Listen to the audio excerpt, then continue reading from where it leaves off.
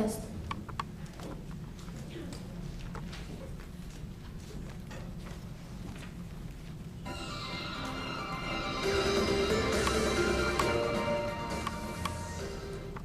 Good evening. I'm Levin. I'm Debbie. And I'm Delphi. It's time for tonight's breaking news on ABC Radio. We'll be reporting on both domestic and foreign issues. They update the coverage of the young girl murdered from Taipei, as well as the latest development of the British walkout from the European Union. Hello, and welcome to ABC Radio. I'm Debbie.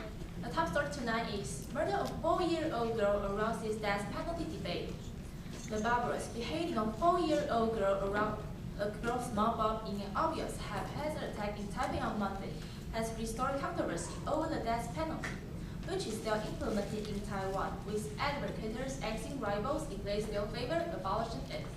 According to a police announcement, a 33-year-old man has been detained in connection with terrifying killing of the girl, as she was walking with her mother to an MRT station in Neihu District in Taipei Monday morning.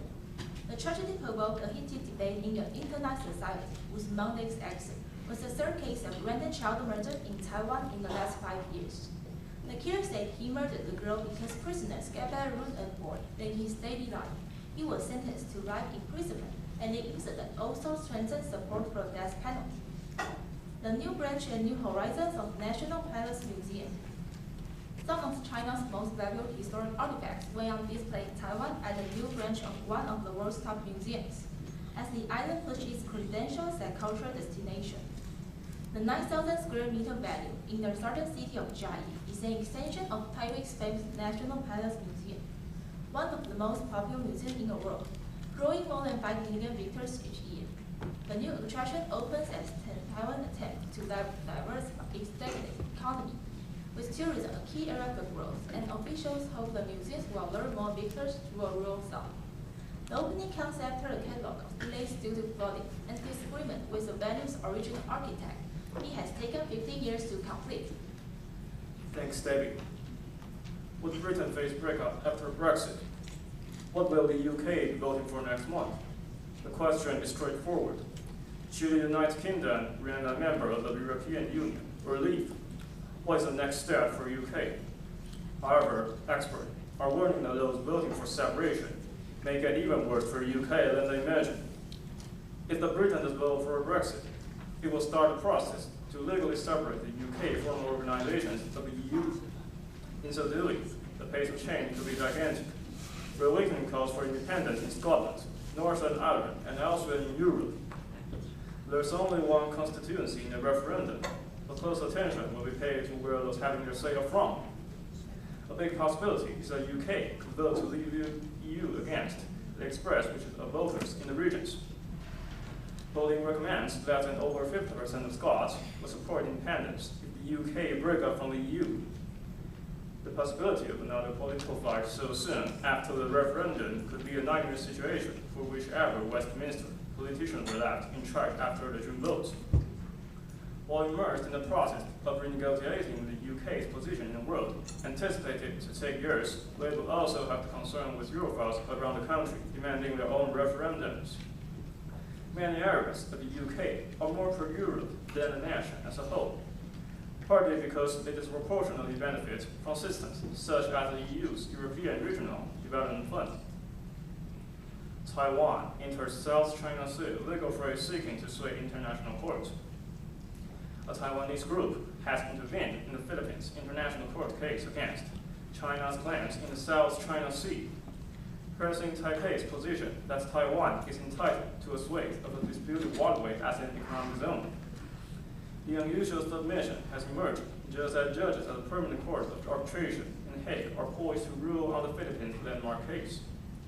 The move could delay the judge's ruling, now expected within 2 months, and potentially complicated worsening territorial disputes rolling across the vital trade routes, as well as reviewing several hundred pages of evidence from Taiwan. The judges have also sought further information from the Philippines and China. Legal sources close to the case say Manila is challenging the legality of China's claims to virtually the entire South China Sea, in part by arguing that no reefs, atolls, or islands in the sprawling archipelago can legally be considered an island. and therefore holds no right to a 200 nautical mile exclusive economic zone. Taiwan's single holding of Itulava is the biggest feature in those branches, and one sound analyst believes have the strongest claim to island status and an economic zone. The spreads are also claimed by China, Vietnam, Malaysia, while Brunei claims nearby waters. Now, weather report and business news from Delphi. Foxconn and Sharp approved $3.5 billion takeover deal. Taiwanese company believes tech deal will improve its status on the technology value chain. The boards of Sharp and Foxconn Technology Group agreed on a plan Wednesday for the Taiwanese electronics assembler to buy struggling Japanese consumer electronics giant for 389 billion yen. Nearly $2.5 billion haircuts from its original offer price. The deal, 80 months of negotiation, marks a victory for Foxconn, which has been looking to expand in the market for next-generation displays through the purchase of Sharp, a supplier of smartphone screens to Apple Incorporated. Now, let's take a look at the weather across Taiwan. We can expect cloudy skies and occasional rain in the north, with highs of 18 degrees Celsius in Taipei, and partly cloudy skies in the center and south, with highs of 25 degrees Celsius in Taichung and 28 in the Kaohsiung area. Current temperatures: Taipei 16, Taichung 20, Kaohsiung 24.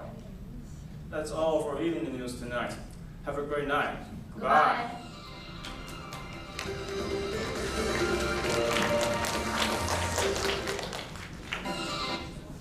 Thank you for your performance.